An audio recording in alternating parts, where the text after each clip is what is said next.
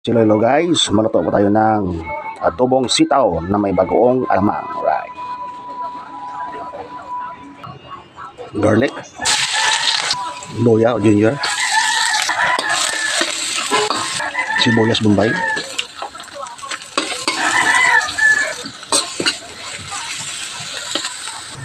siling haba, green and red chili,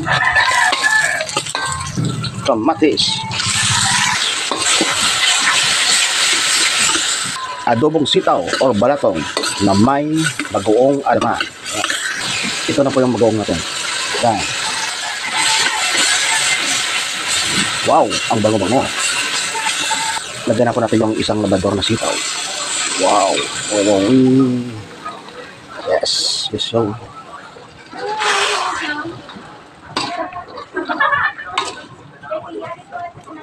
Lagyan po natin ng soy sauce, dato puti. Okay.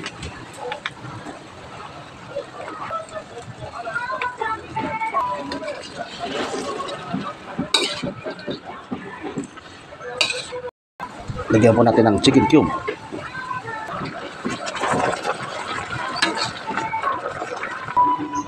Add na po tayo ng seasonings. Mag-add po tayo ng homemade tomato paste.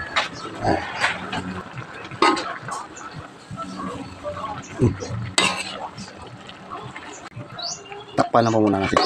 Okay, at balikan maya. Sana po natin. Wow! Wala. Lagyan po natin ng konting suka, dato puti. Ayos. Hayaan po natin ma-reduce yung sabaw niya.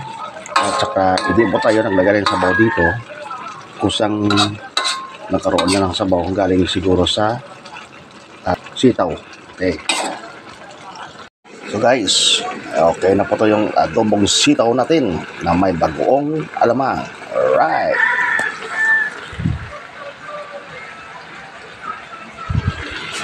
Okay. So good na naman. Yes. Thank you.